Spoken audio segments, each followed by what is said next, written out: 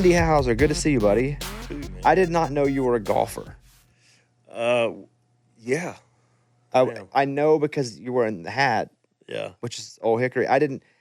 Is that when did you start playing golf at all? I started probably 12 years ago, only because I was so sick of sitting on my bus. I was just fed up. Like everybody would go out golfing, and I grew up in Mississippi, where I grew up. There, unless you had money, you didn't golf. And so I sort of like in an odd way had a affinity, like just kind of was like, Yeah. I don't people that golf are, I'm not in that. But then I went out and just gave up and said, all right, I'm going to go, you guys. And boom, I was devastatingly hooked. Yeah, for me, similar. In Arkansas, you didn't. I actually worked on a golf course, but they never let us play because I Right. did maintenance. Yeah. And if you were like one of the rich kids, and your parent was a member, you got carts as your job, but you got to play. Yeah. But we never got to play, and so then I had this guilt of playing golf when I got older, even saying I played golf, I did too. because I was like, I don't want to seem like I'm rich, I didn't either. because I was embarrassed about it, I was too. and so And still sometimes yeah, I feel a little weird about it. same. And But then I figured out the joy of it is that it's competition with yourself. dude, that's it. I tell my wife too is, we have whatever our personal needs are, whatever cups we need to have filled, whatever terms you use. I need my competition cup. Same. I have to have something that I'm Yeah. striving to get better at that isn't work, that isn't like my career. Well, yeah, we spent so much time trying to be the best at what we actually have made a living doing. I think it's a great outlet for people that do that and have done that, which everybody does. And I think that's why golf is so attractive to people. I didn't know it then, but it's had me for years. Were you an athlete in high school? Yeah, To what extent? What sports? And how were you as a high school athlete? I was pretty good. I was a football player and a baseball player. Pretty decent at both. What'd you play? Like linebacker?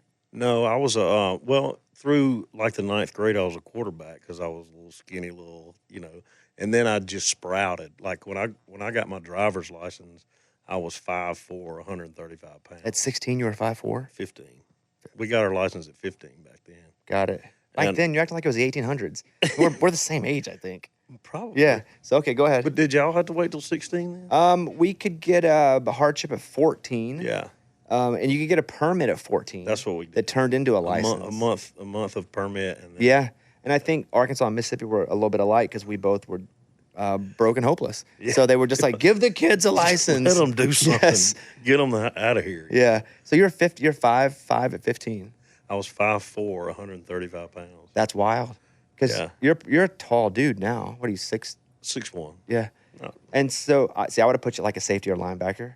Well, then I played tackle in football, and then I was a pitcher, catcher. I could play anywhere on a baseball field. But now it's so weird after not playing baseball for like 20-something, 30 years almost. I pick up a baseball, and it feels like I'm throwing a rock. It feels so tiny. Yeah. I can't get the feel of it anymore. Did you ever play softball after your baseball, like in your adult life at all? I tried to play in the celebrity things here, and I thought, dude, I'll crush this. And I can't. I mean, that ball, the arc of the ball coming in is so completely different than a baseball coming at you. You never like jumped in the league, like a recreation Tuesday night league or anything? No, I think that, the funny thing about me, I grew up playing sports, but I know jack about sports anymore. I just can't. I think once I decided I wasn't going to be a pro baseball player, as a kid, I was like, I was always into music, just even as a child. But then it was like I was so immersed myself into making music that I just kind of went, put blinders on to everything as far as that. If I'm making assumptions about you, and please tell me I'm wrong, but growing up in Mississippi, I grew up in Arkansas, like not only was country music prevalent in my life, but like classic rock was current rock. Oh, yeah. I mean, that was as every day as if it were being created that day. So all the bands from the late 60s and 70s. Was that how it was in Mississippi? Absolutely. Still is, Yeah. I think. As far as country, everything that's current country is what is either that or Thin Lizzy, Hmm. or Leonard Skinner and Bad Company, and that's what I think it's a lot still that way. Yeah, my stepdad, my mom remarried when I was a teenager, and that's what we would listen to, the classic rock station, and he would just always quiz me on what was playing like in the first 5 seconds.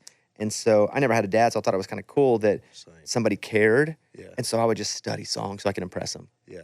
And so, I used to play that game too. like the Hollies, like long cool woman in a black dress, Yeah, and so I would learn all of those songs yeah, just because I wanted to like bond with him. yeah, And so that became that 60s and 70s, all that classic rock.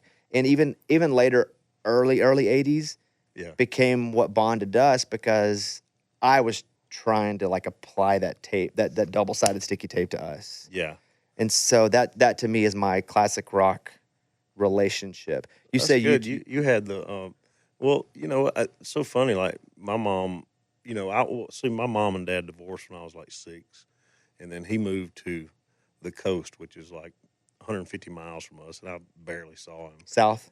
Yeah, Yeah. to like Biloxi, Mm-hmm. and and then my mom remarried, but I never had a bonding experience much at all with she married twice, but I never, it was more like a Ever? not really. No, it was kind of sad. It was kind of sad, but they just always made us feel like we were in the way. Yeah. Did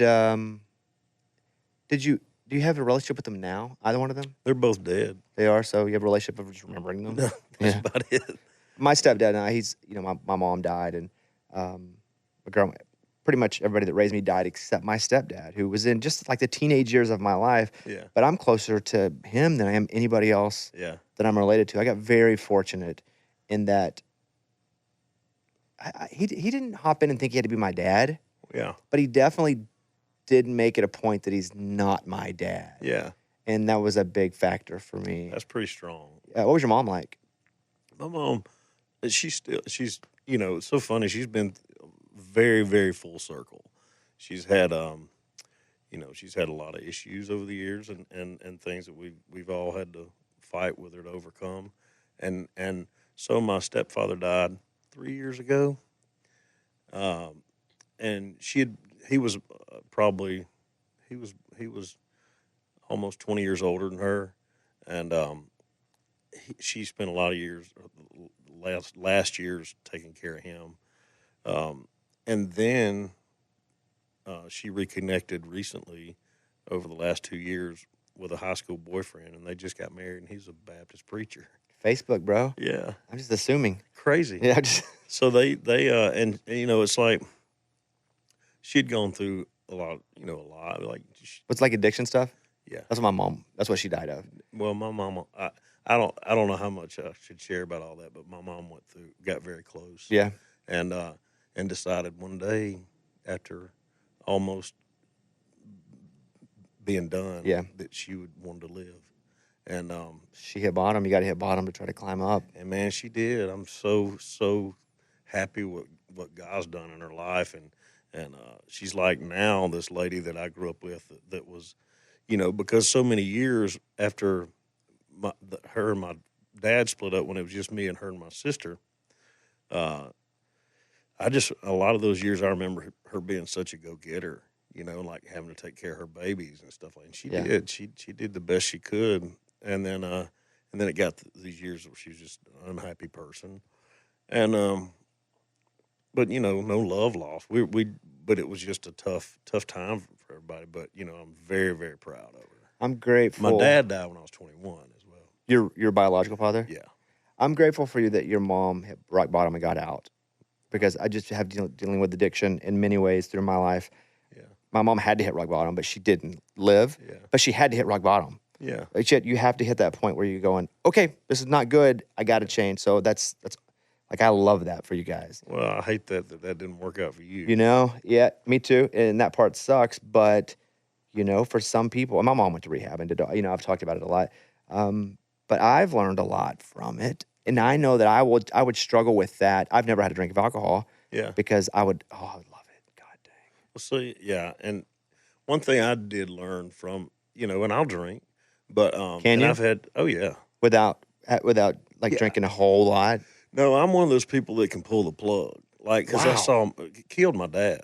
That's his liver and kidney shut down, So it and physically got him. mhm. Wow.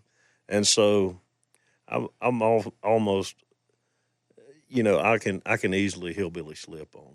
If I start feeling like I'm not in control, I, or if, I can feel it, and it makes me uncomfortable. And I it was like enough just to make me go, all right, but some people don't have the I ability to don't I go, wouldn't I don't I mean it excites me just talking about it. yeah. Just to just to Well, then you be probably shouldn't. oh my God. Like I go. I've had friends that have, that were heavy, heavy drinkers that have made it out of it, and completely different people now. I mean Charles is Yeah, somebody. I mean, and yeah. I've been with Charles and Jake. I've been with both those guys when they've been in both sides of it. Jamie Johnson, that was one of my One yeah. Woo. Like I used to tell Jake, I'd be like, dude, like when I moved to town, Jake was the first person I knew because we had a mutual friend. One of my best friends he used to play tennis, Andy Roddick. Yeah. He was like, hey, I know Jake, and so I moved here. And he was like, his name's Josh. I don't know why he goes by Jake. So like he Yeah. knew him like that. Yeah, yeah. And so but Jake would go hard, and he was just very inconsistent. There would be some days he'd want to fight me. Yeah, I've seen that side. Some days he'd want to love me. I've seen Charles and Jake almost get in a fight. Yeah. And so he was just really inconsistent with me. So I was like, I can't. But now that he doesn't drink, at least like consistently, like we have a great relationship now. Because Yeah. even if we don't get along, we know consistently. Yeah. It's completely changed who Jake is. I've seen that in it, and I love to see that because Yeah. there's never a question mark who you're going to get anymore, and I love that. To me though, if I have a couple of drinks, I just get giggles. Oh I'm man, not. that would be awesome. I don't get one of those. I don't get mean. I get very protective of my friends now. Like if somebody's trying to mess around, I don't think I've ever been in like a altercation that I was actually the one that was in the thing. It was always me taking up for somebody. So you never got drunk and just wanted to go fight somebody? Hell no. Oh man, I'm afraid I would do that. I would take sleeping pills. But I would always look for an excuse. Whew, I don't even want to. I can't imagine. I would take sleeping pills. I had some issues, and so my doctor, we tried all this stuff. It was like, you need to try the sleeping pills. And I just wouldn't remember what I did. Oh. And I stopped because you talk about the control thing. I just was afraid. I would fly so much, be traveling.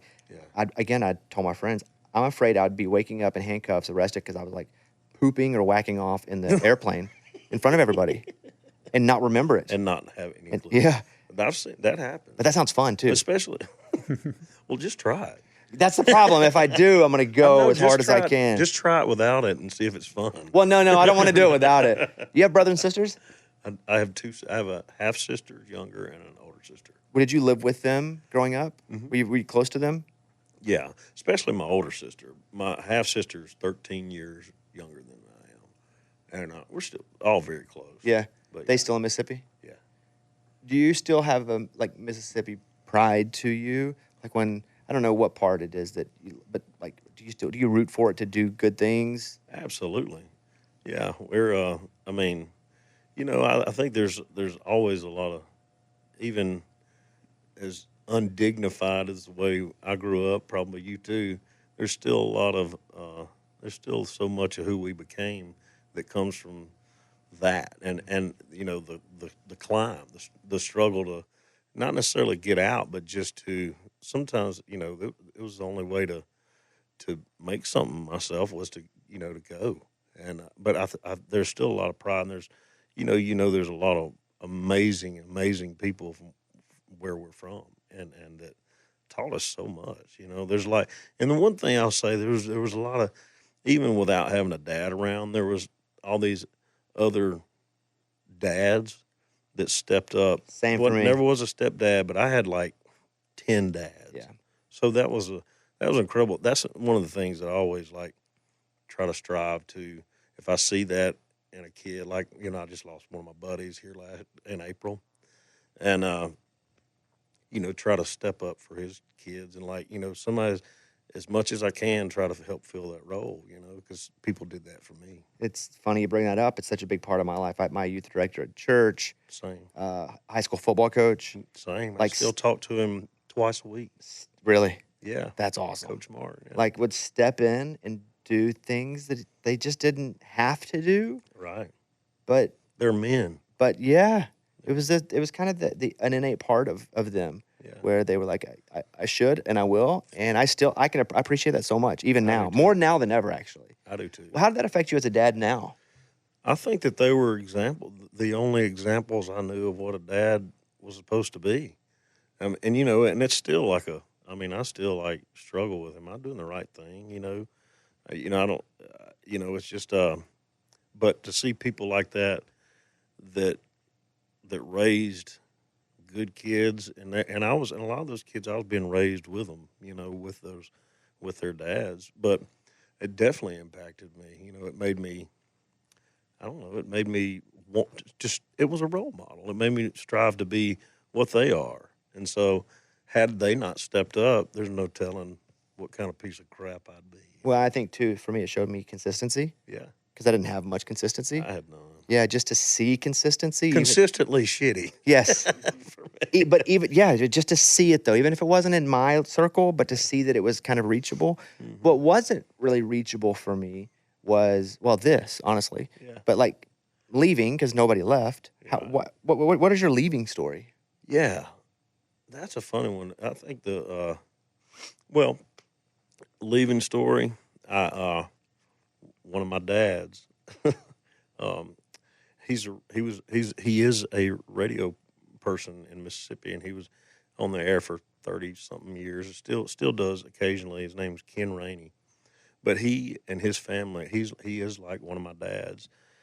But So not one of your stepdads. No. Somebody who stepped in. Got it. Yes, sir. Got a it. dad, Mm-hmm. and he'll tell you right now that I'm one of his sons. I had, I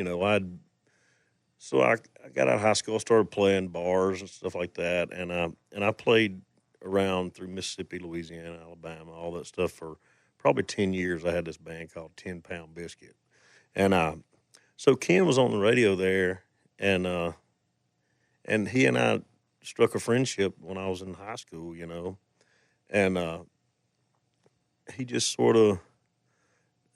said, well, if you're going to do anything, you got to get out of here. And so he sort of brought me to Nashville and kind of introduced me to a few songwriter friends he knew at the time. Wow.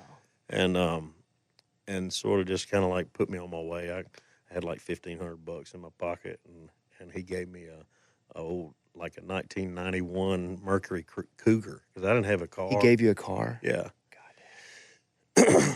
And it broke down week 2. I was here, but but it was I was also very, very fortunate that when I got here, I had sort of known Derek George. I don't know if you know Derek George. Derek produced like the records like the How Country Feels and Run Out of Moonlight, those records. But he grew up in Philadelphia, Mississippi, which is like 20 miles from me, 25 miles. And when I got here, I went to meet with Derek, and he took me into this publisher on Music Row called Windswept, and it was these guys. So I got very lucky, and I had met a girl that was here that had known me from Mississippi, from playing clubs, and she said, "Hey, would you ever be interested in like singing demos or anything like that?" And I was like, "Sure, I'll do anything." I was about to just going to go get it, whatever job, and so she had these guys, Randy Boudreaux, he's moved back to Louisiana, but he had written like Broken Heartsville and some, like a lot of big songs, and they asked me gave me a shot at singing a demo for them, and this was like week 1, and I sang one song for them, and they gave me like $50, and I was like, holy crap! You just got paid for singing in a studio? Yes. Yeah. And like I'd never really been in a real studio. Yeah. And so the next week they gave me like 10 of them. He's like, so I just immediately kind of went to work. And then the publisher, like a month later, signed me to my first publishing deal.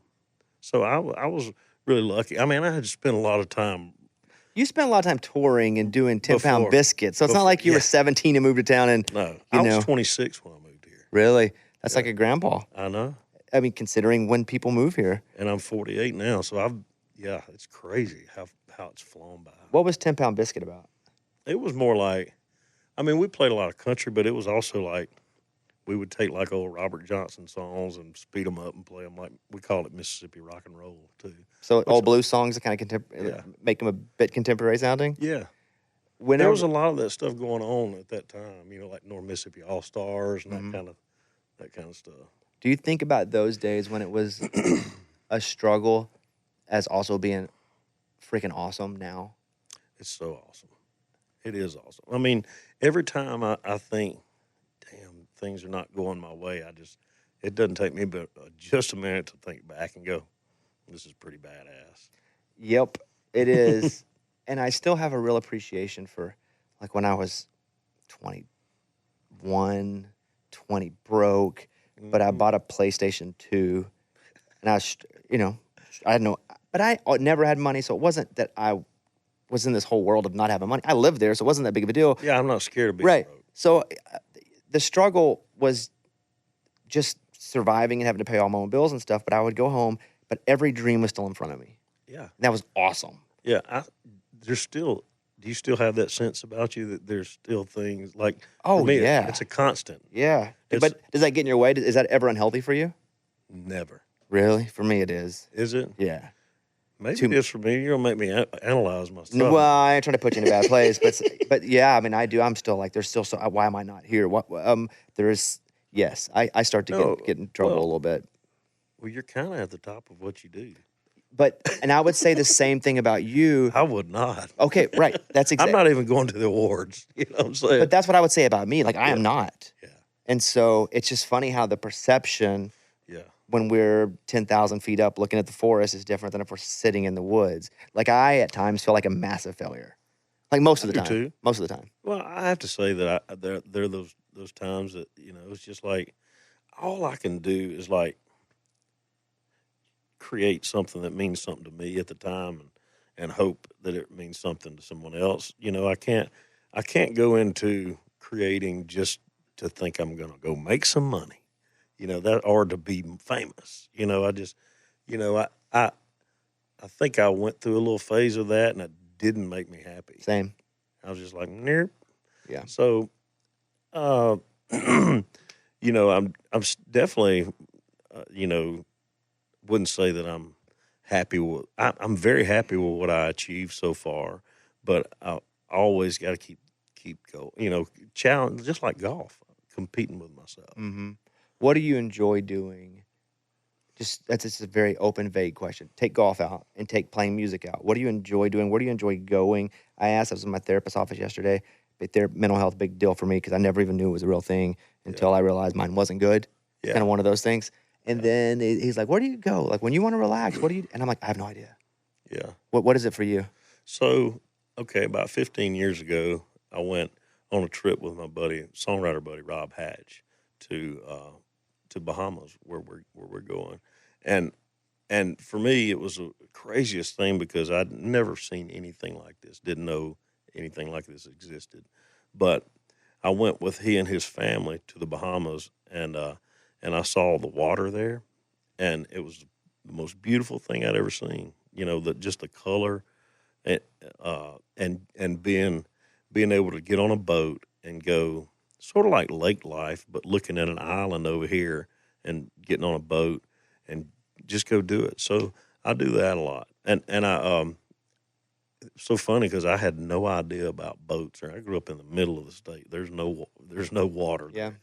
And Or if there are, they're flat bottoms. right, Yeah. yeah. Yeah. So literally, like 3 months later, I went back down there by myself and rented my own boat. Really? Yeah, and rented a house. Oh.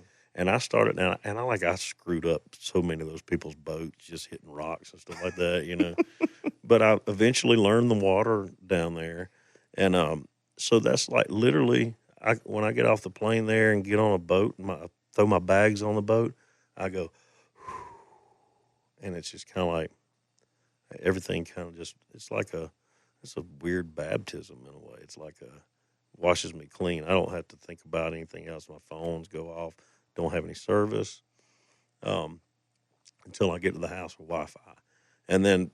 But it's just like for me that was my thing that I found that was like my escape, you know. At what age was music your escape?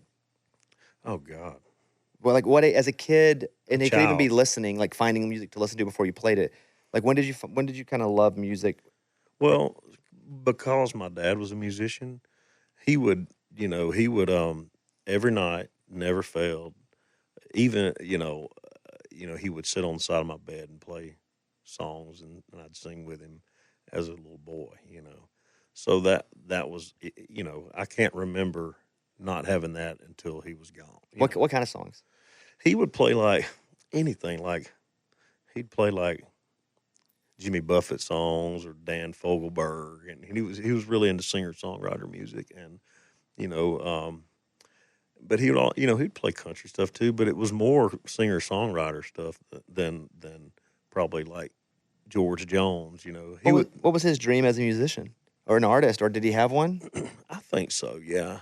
But he kind of, I mean, he grew up. He was kind of like extremely talented. Like he could play anything. He'd play piano and organ on a lot of these like old blues stuff, and and he would played in bands and stuff like that. So I even remember like the first time I went and saw him play with a band and I was probably four, You remember this? You remember something at 4? 4 or 5. I Crazy, couldn't have yeah. been much older, but it had impact on me. And I remember him. I remember thinking about him sitting on the side of my bed and playing with just him and singing songs and me singing with him. And then I saw him play at this playing with this band at this bar called, and I remember the bar was called Widow Watson's. I remember that too. And I recognized that there were like 5 people on stage all doing something different, but it was coming out of these speakers as one thing, and it just impacted me. I was like, oh, I know what I'm going to do. Mm. I just knew. And so as soon as I could learn how to play guitar as soon as I could, he was teaching me. What age is that? 6, 7? Six, Were you six. playing like a small acoustic guitar? Yeah, he'd have me just a little something. Man, that's those got to be the best memories. They were, When and the great thing about him was, and this is one thing I took from him with my kids is like my kids don't go 30 minutes without me telling them how much I love them, and he was like that to me. So I never felt that kind of deficiency. I knew that my daddy loved me, but and that's one thing I give to my kids. I'm like, and me and Tatiana were talking about that last night. It was like one of our goals is for our kids to never not hear that. how old's your oldest kid? 11, So you had your first kid at 37, 30, 38, 38, 37. So 30, 36. we're just now starting to talk about having kids. Yeah. I've been scared forever. Didn't have models as parents. Think I'd be a terrible parent. Was Yeah. afraid to not be able to afford to be a parent. So all these irrational fears that are there for a reason. Obviously, I experienced them, but they're irrational. Yeah, well, you know what? I had the same things. Yeah. But I think the innate part kicks in. I hear you, but man, Yeah, innate. I don't trust innate in me. You'd kill it. Because you actually care the fact that you actually are scared you would do a crappy job at it, you'll kill it. I'm also scared I do a crappy job like telling jokes. Sometimes I suck at that too. So what's having kids about? I don't know. I think for me, it was if every ounce of ego that you might have, they'll kick that shit right down the stairs. Because you were old. You're 30, whatever you said, 35, 36, 36. 37. That's older to be a dad. I'm Yeah. gonna be freaking grandpa. Well, I got a 1-year-old too, and I'm 48. So, dude, but I think I'm about to go. Yeah. For those that don't know, he meant chopping the tube that would send the sperm through his penis. So when do you start? Not the penis, actually. No, the tube that would send the sperm out through the penis, not the penis off. Just being clear. That would be hilarious. Though. You go in for the wrong surgery. When did you start to play music with other people, either your age or like older men that knew how to play instruments? Yeah, so probably 4th grade, I started playing with. There was one guy. his name was Jason Shirley that lived in a town probably 7 miles from me that played guitar, and his dad was a musician. So we started doing that, playing, and then it became, everybody else quit, doing that. So and then like I played and started literally probably 10th grade really playing out, uh, and then right at the end of high school, I ended up playing in bands with everybody was 25 years older than me, and so that was cool. It was like college for me, Hmm. It was it was really great experience I had, and the people that I played with were so much better than they were ever given credit for. One of the guys that I played with that was in one of the bands was he was one of the original Burrito Brothers. His name was Chris Etheridge, and he'd played on the road with Willie for several years too, and come back home to Mississippi, and he sort of kind of like schooled me on charts and all the stuff, and you know always pushed me to get out of there and move to Nashville. Sounds like you cared. Yeah, he was a good guy. Yeah, sounds like you cared. Mm-hmm. You, when you moved to Nashville, just hearing your story about you guys playing and you touring all over the Southeast. Now, did you develop a following enough as a band, or to make you think I have to go and take the next step, or why? Like, why stop that and come here? Well, I think that at the end of the day, I was the only one that took it as serious as it needed to be taken. Mm. Everybody else had something to fall back on, or just I don't know. I just think I was more serious about it. And you knew, not that Yeah, you'd be success. You knew that that's what you had to do. yeah, That's how I feel about this. All the stuff that I do, and I tell people, man, if you think there's a chance you could do something else, go do it because yeah. I agree. this sucks and it's awesome, but it sucks mostly. Yeah, But it's yeah. awesome. There's But there's there's a lot. there's something awesome and something that sucks, but there's always a yang to the end. I mean, it's just the way it is. But you know, you still the weight of the good definitely has outweighed anything that was bad from what I've done. When you're here and you're singing, you're doing demos. Are you hoping that somebody hears you? Singing demos? Yeah, like secretly, like somebody that's trying to listen to songs. Yeah, of course, absolutely. I mean, how were you going to be discovered in your mind? I had no idea. One of the things that I did when I moved to Nashville is I didn't play live with a band here for like 4 or 5 years. I just refused because I was so scared that I would end up, and I don't mean this in a bad way, but I always was scared that I would end up in another cover band here, and I'd be downtown, you know, every night, doing that, and that's not what I came. I'd done that for 10 years before I moved here, so my focus was to get here and learn how to really write songs and learn. I always written songs, but there's a different level of songwriters obviously in this town that know how to craft a song. And sometimes I feel like some of the innocence of my songwriting got booted because of learning the process of how everybody writes here. So I think that I lost some of the raggedness, which I sort of regret sometimes, but I wouldn't play live because I didn't want to be in a cover band. And then when I felt like I'd written enough songs to really go start playing, I did. Where do you play when you're ready to start playing? Back then, it would be like Third and Lindsley, 12th and Porter, And how do you get a shot to sing? Douglas Corner. Do you know some? You've been in town for a few years now. Do you know somebody? Do you go and just call and say, "Can I get?" Like, how do you do that at that point? Well, I had been playing like writers' nights, just acoustic, Mhm. and so some of the club owners would be like, "Are you ever going to put a band together and go and Got it. we'd love to have you play?" And finally, I did.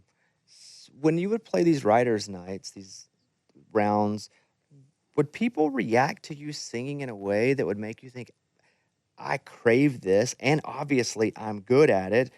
When did that start happening for you? Um, Because you have such a distinct, strong voice, and I don't think that just happened like 3 years ago. no, that was, like I said, I'd been doing that for so long. It was, I mean, that part was like, that's just innate to me. I don't mean that in like a boasting way. It's just like you get on the radio and you talk, and somehow you keep the ball rolling, and you just know how to do it. Just instinct. Right. Right. And that's how, I guess, and it's a combination of the things I listened to growing up, combination of being in the bed singing with my dad at 4 years old, and learning how to use the muscles to make my voice do the things that I hear in my head. Like a pitcher throwing a Yeah, curveball. muscle memory and Yeah. then learning what works. And Yeah. when did you realize you were a good singer? I don't know if I still sometimes, I don't know. Uh, I hear people that I still hear people that I go, man, I wish I had that kind of voice. Okay, that's fair. But like, if you're singing and you're being rewarded by applause or people going, "Hey, you're great," maybe that's when did that 14, 15, or was it later? No, it's probably them. Yeah. Yeah. It may have been. I mean, I'd sing in church as a kid, and I would, always end up with one of the, like if I was in a Bible school play or something, I'd always have the part that would sing and stuff like that. So I always like was aware that I could do it, but I think it's still.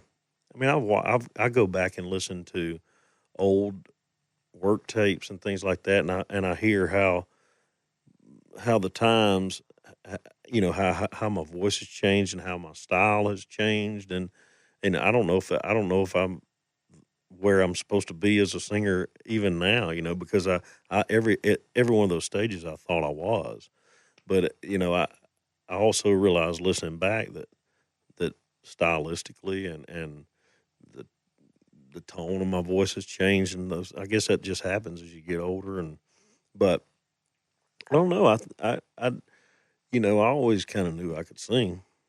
You know, But you can sing so good. thank you.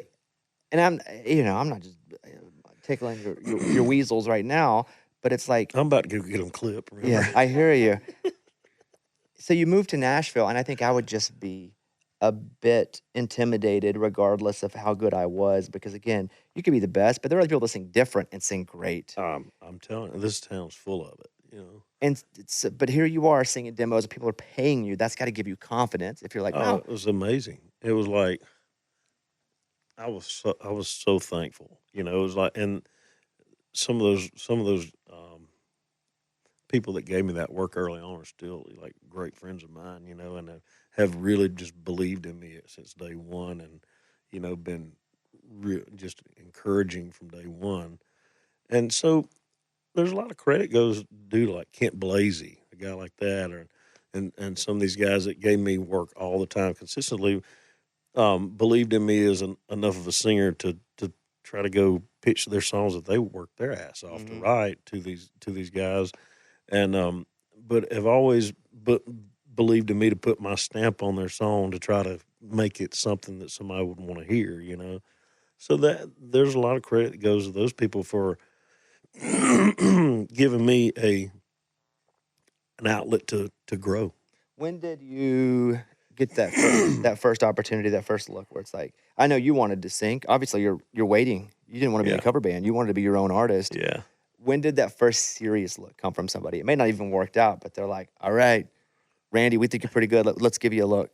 Do you have like a what do you Like a showcase like a kind of show? thing. Yeah, that would be the word. The show. You have any showcases, anything like that? Yeah, I had a kind of like a bunch of those kind of things happen. I mean, whenever I started playing live, around town, there was kind of always somebody coming out. It was like, well, it was like, I remember like at 12th and Porter one year, it was like the highest, like I had the highest grossing alcohol sales for their year. On the nights, because I would do it like once or twice a month, and they would average out who was selling there. But I had a lot of people who would come. Could you feel the building? That was great. I Man, mean, it would just be slammed, and it was, and it was when you're in those like those you come to Nashville and you like from being from Mississippi and not really having a lot of people that do what I do to come up with when I came here to find my group of guys was my family, and so it was always it was a place to be when we to go out and play and it was just everybody that we knew came out. It was like one of those. It was a scene back in the day, and it was When'd just you get your record deal? What year? my first record deal was I guess probably 2005. Then I'm assuming your first record deal did not end in a way that you would want it to end. It's like it's like going when somebody goes, my first wife, my first, So the first record deal then I guess was not good for you Well, long term. it was an interesting story. It was Allison Jones, that's now at Big Machine, signed me. James Stroud and her signed me to MCA, and so James took me and my band to Bahamas, and we cut the first record. They take you there because they knew you wanted it and you loved. They just said, and there's a lot of backstory. Well, the story is basically that I didn't know it at the time, and I don't know if James knew it at the time, but he got blown out right after we cut that record. I don't know if he was just like, Let's go to the Bahamas. Let's go for, and I don't know if I was away. That's funny. That happened. That's funny. So yeah, we went to Compass Point, where like Back in Black record, a lot of that stuff was cut, and we went down there, took my band, we had a blast, started recording the stuff, came back, got Ruff's almost done, he gets blown out, and then so Luke Lewis took over MCA. Him and James were the heads of it, and basically I was out. Yeah. When the people that don't bring you in. That's right. I mean, I had a talk show pilot once, and it was awesome. I loved it. We shot the pilot, felt so good about it. And then, like 2 weeks after we shot it, the president that had okayed, greenlit it, was blown out. It's just I'm dead man walking. Oh, it crushes you. It did, because it doesn't matter how good it is. Yeah, it's like not a theirs. new athletic director coming in and a head football coach. It's like the first chance that it's not great, they're going to get their own person. Absolutely, you're not their kid. So you felt that there. So how do you kind of bounce back? What do you do for a while? So, the saving grace out of that is that Universal South came along right at that time. They were a part of that whole group, the MCA group, So Mark Wright took over Universal South, and my deal there was almost done. I was history, and Mark said, "Wait a minute, y'all aren't going to keep him," and so Mark signed me over to Universal South, and that's when I had like the first like success. I had like Anything Goes and Boots On. So you got to put out music over there. Different music, Sure. but yeah. When you have success, like Boots On, for example, and that wasn't even what it later became. I mean, was it? This is awesome, top of the world. I'm a huge star. No. Oh, it wasn't that at all. Oh hell no! I was still getting. I felt like I was getting my teeth kicked in all the time. It was like By being on the road or what? No, it was just well, yeah, partly. I mean, I just don't think there's ever been a I've arrived moment for me, because it just goes back to what we were talking about earlier. Is okay, we're here. How do we get there? How do we? That we're never going to be satisfied. Even with How Country Feels, which was a monster. Yeah, that didn't give you that a little bit. Well, I remember feeling I remember how when I knew that How Country Feels was a hit. I remember that. Not just a hit. Let's not make it lower. A monster. Yeah, well, it was crazy. Yeah, but I never. But all I'm thinking at that point is, oh shit, how do I do this again? Because and I've seen it. I've seen so many ways in this business that I'm not scared of it. But I remember that first time feeling of realizing it was a hit, and I remember distinctly how it happened. We were in St. Louis, and it was a station that Steve Stewart was the PD at, and he put on this thing, and it was in the fall. It was just at Halloween, and he decided he was going to do this thing called Concerts in the Corn, and so it was cold as shit, and we're out in this cornfield on a flatbed, and I got gloves on, and we get there 5 hours earlier, and I'm thinking, this place is 25 miles out of town, and nobody knows me. And I'm like, there's nobody coming to this. And literally that song had just hit top 15, top 10 or something like that. And these cars started coming in, and they came in. We had to push the show like an hour because they were not ready for what was coming, and I wasn't either. It was freaky, but it was like that. But that was the first time, and it wasn't like I was opening for somebody. It was my show. Sure. So I was like, oh my God, these people actually came to see me. Isn't it weird how that can happen? You can be in it so much you're not even educating yourself on what your art is doing. Yeah. Because at that, you're promoting a song. You're out working. And you're going station to station. You're doing every freaking show. Yeah. And you're not really feeling it because you're working so hard. And then all of a sudden it took probably them delaying that show and you freezing your balls off to go, God dang, this thing is Crazy. actually, is creating some response. That was the first time I knew that song was as big as it was. That was nuts. So, but it was I remember a very short pat on my own back, and then going, okay, guess what? I got to be at another radio station at 8 a.m. and at a lunch table. There's nothing glamorous, It's like you just freaking conference room with some dude and that doesn't even want to watch. Doesn't want to be there. Yeah, that's tough. But that's what I also appreciate that stuff so much because I never felt like I didn't work for anything. Your song "Cancel," you wrote that, right? Mm-hmm. Tell me about that song. Not so much about the song, but why? What were you thinking whenever you're writing that song? What did it start as? What did it end up as? I guess for me it was just I think I'd just been watching too much news at the time, and I also was starting to feel like misrepresented in a way. I feel like I was being made to feel like because I'm a straight male dad in a family that people resent me for that. That some people look at me and go, "You got it all. You have no deficiencies." That in some way that's almost looked down upon by some people, and I think that that's everything that I always knew to strive to be, and then there's a certain group of people that feel like that I feel like have been made to feel like that's what I mean, snarky a bit.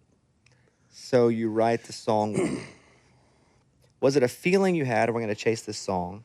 Was it a few words? Was it a hook? How did the song start? It started just the first line. I gotta say I don't like where this world's headed. Just don't get it. Don't get it. That was how the song came along. And it was, the song is written from my standpoint. The song is about not judging people. I felt like I was being judged for who I am, but but at the same time, I don't judge other people for who they are. And I don't, yes, I'm a conservative male, dad, hetero man, but I don't give a shit what you do in your bedroom. Your decisions and what your life has led you to that's your cross to bear.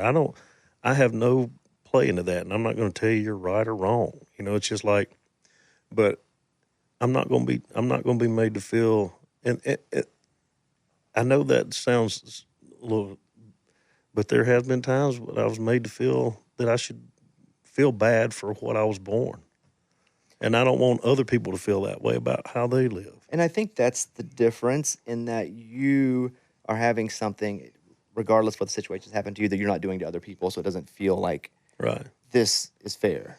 Well, I feel like that Because people are saying I'm overprivileged. well, if you were screaming, "Hey, you shouldn't be gay," loudly, No. I think I would probably understand if people were yelling at you. Right. Well, but you're saying you're just living your life, Right, and I think that's what everybody should do. right? So this, what's been the feedback on the song? Mixed. You get some people that think that I'm bashing, other, choices that people make, and that's not the case. It's just about be who you are, be proud of who you are, love who you want to love, do what you want to do. That's at the end of the day, I'm not your judge. You're, in my opinion, because I am a Christian, that you're going to have to deal with that later on by somebody that's got more. I'm not the judge. That's somebody else's gig. Me, I'm a judge. It's my gig. I'll be the greatest king of the world. I should Off with your head. Of the world. Not even king of America. I'll be the greatest king of the world, and I do not know why they don't just anoint make me that happen. Absolutely. So I do want to talk about the movie for a second, which I don't go to the movie theater. I can't. I take that back. My wife makes me sometimes. I did. I haven't either in a long time, but I did these To watch this. 2 of them. Mike D loved Killers of the Flower Moon. Did he? My wife read the book. I did too. And so we're waiting. To. Yeah. Well, did you read it before? I read it when I got cast. So we're waiting for it because it's an Apple movie, right, Mike? Yep. So we're waiting for it to come. And she's from Oklahoma. My wife is. Oh, yeah. Yeah, like very much. What part of Oklahoma is she from? Like nearish Tulsa. Yeah, so that's where I was. Yes. So she knows a lot about Husker. it through like 3 and 4 generations that would talk about it. Right. And like she's moved by the story because she has personal relationships with people that had personal relationships. Yeah.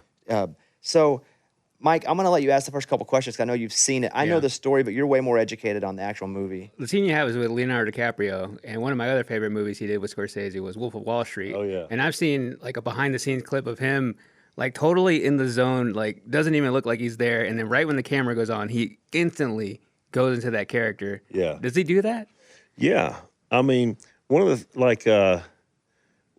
things that was noticeable about him, well, he's also when he doesn't look like he's working, his mind, like one of the strangest things would happen was like between takes, if we had like downtime, changing out film, stuff like that, just hanging out talking, I'd notice that he would we'd just kind of shoot the shit, I don't know if I can say that. Yeah, you good. Yeah. But and then, like the next day, he would come back to the set and we'd be talking and he would repeat things that I said to him just like me. Like he would download my accent and stuff like that, which is crazy. And but no, he would like there would be time we'd just be throwing a ball or something out in the yard, and then it'd be time to go back in.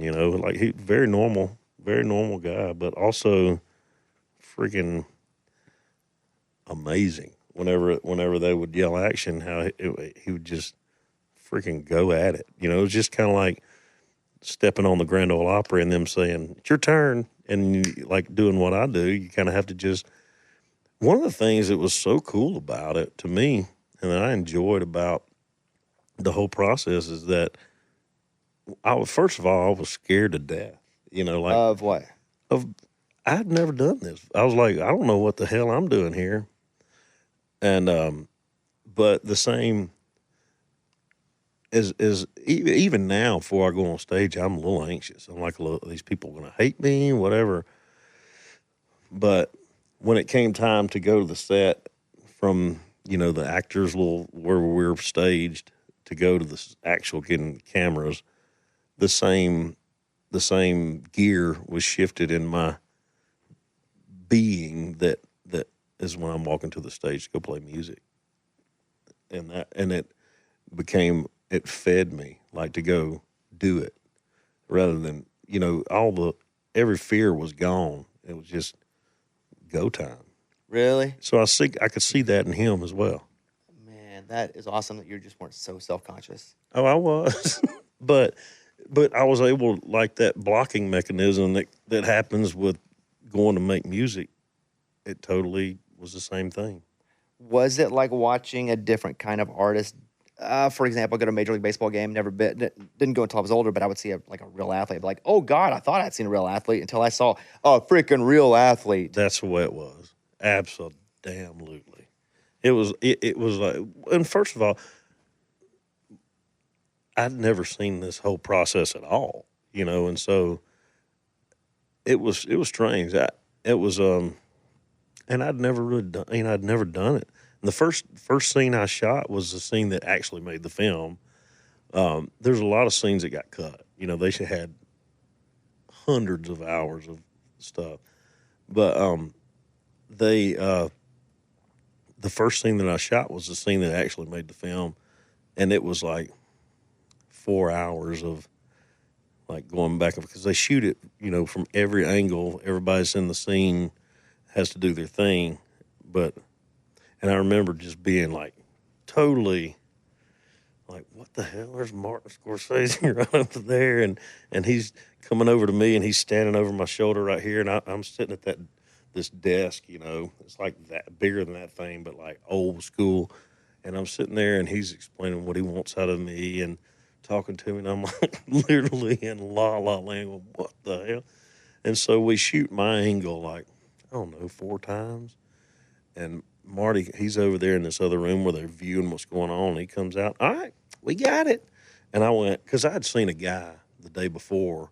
I got there and I stayed on set all day dressed, ready to go to shoot this scene. Didn't happen. But I'd seen a guy in another scene that didn't make it.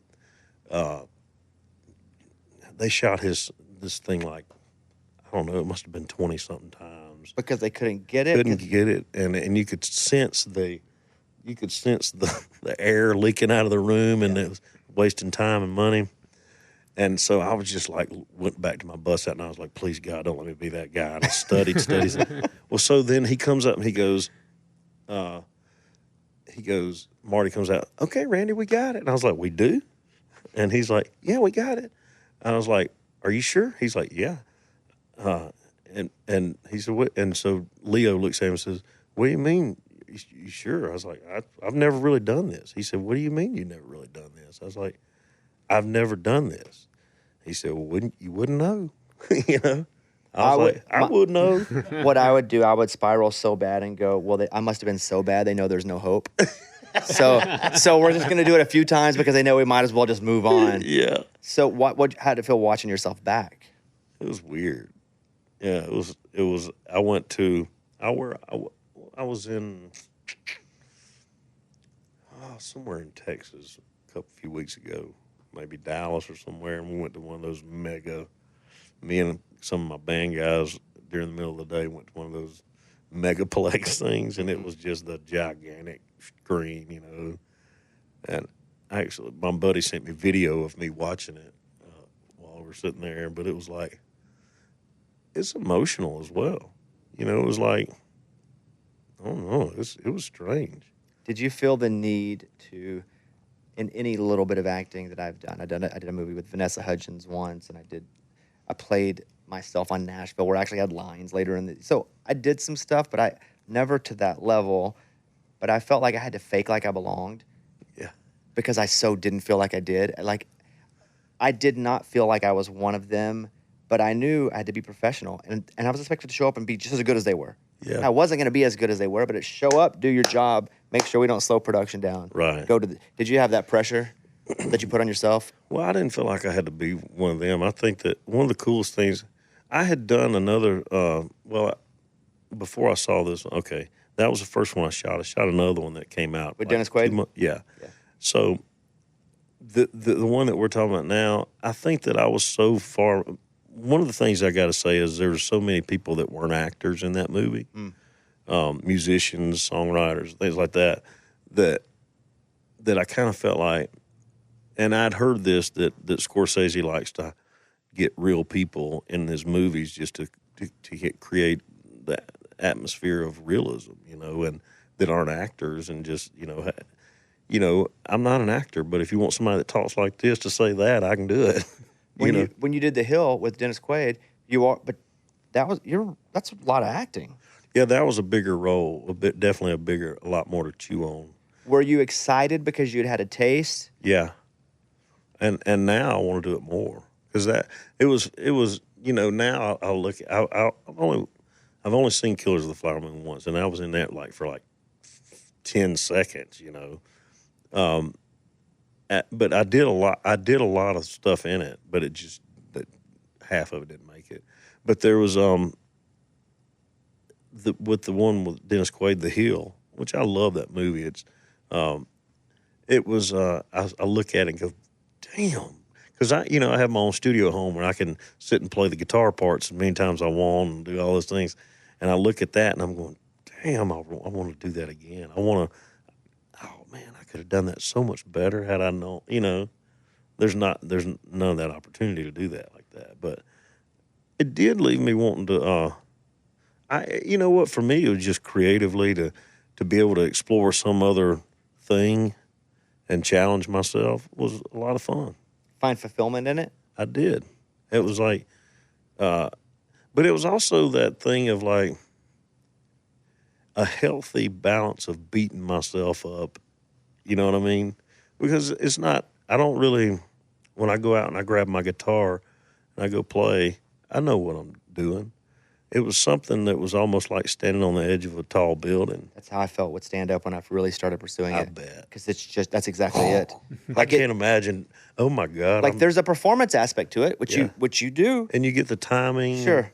But then there's a big part of it where you're just vulnerable again. Oh man. And that vulnerability is scary. Yeah, it's a drug in a way. It's like and when you do it right, you're right. You feel that too. And you chase it. Yeah. I need alcohol now, guys. We're back to that. I need a beer right now. So I know your 2024 tour, you're going to announce that soon. Mm-hmm. You're doing a bunch of dates?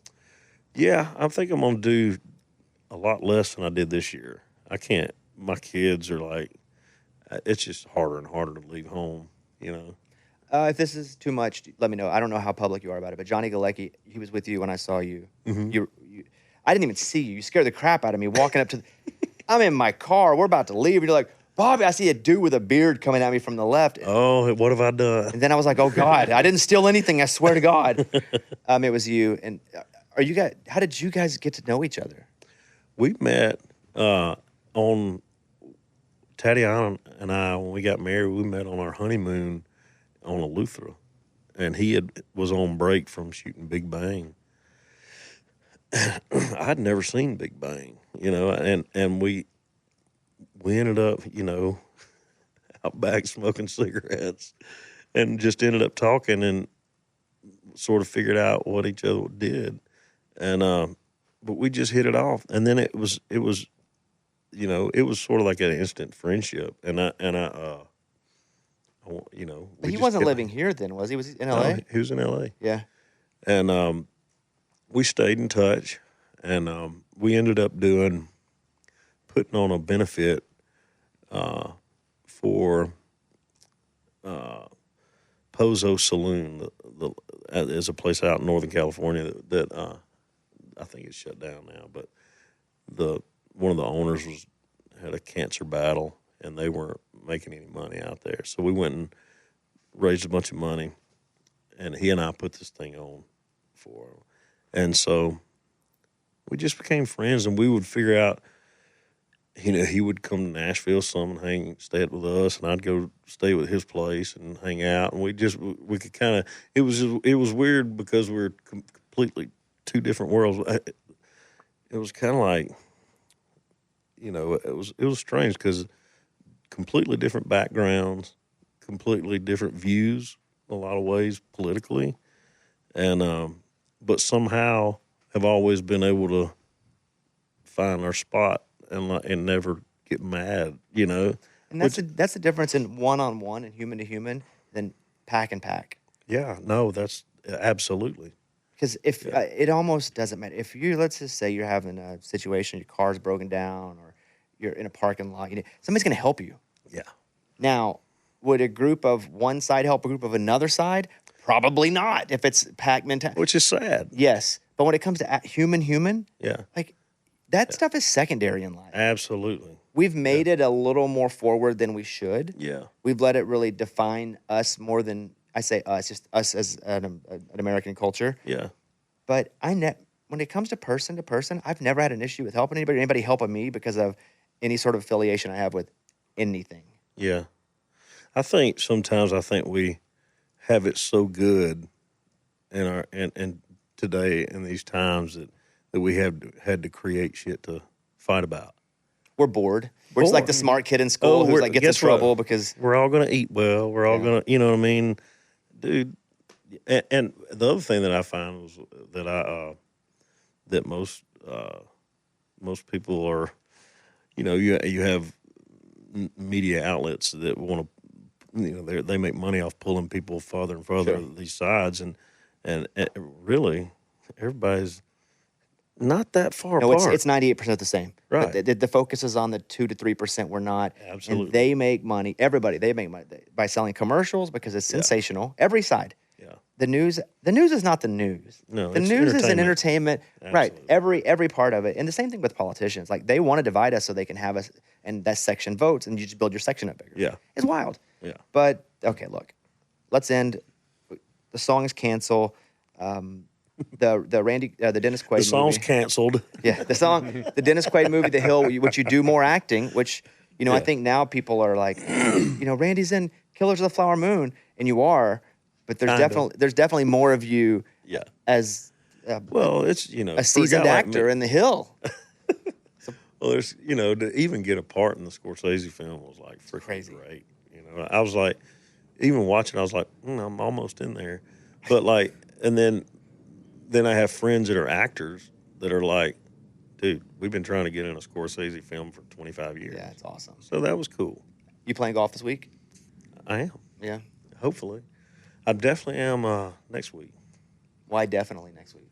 Just Because we're going on our trip Bahamas. Oh, you're playing out there? Yeah. What's your handicap? 10. Okay, I'm 11. We should go. We should go. Let me That'd know. be a blast. Yeah, let's because listen, most of my friends have real jobs. Yeah. So it's like I can play golf at like noon. Yeah. Because I work early in the morning. Yeah. So yeah, that'd be fun. We go. There's some. I mean, I go to Old Hickory sometimes. I never played at Old Hickory. We went up there and looked because my course was shut down for a little bit. It's fun. Yeah. It's I mean, it's just fun. Let's put it that way. I like to. I like. Why to go put it to- that way? Somebody get murdered on the course? No, it's just like right now. It's freaking. It's brown. November. And Yeah, it's November. Yeah. But yeah, it's a blast out there. I just took Reed and we went and he tell you up in Monterey. Yeah, Yeah, it was awesome. dude. It's elite. It's like doing stuff that I never thought I'd get to do, but also you have to be a member, and we're not members, obviously. So Yeah. it's like somebody calls and finds a member, then you go on like a blind date with an old man, Yeah, and you're like, that's like this place where I'm going next week, the Abaco Club.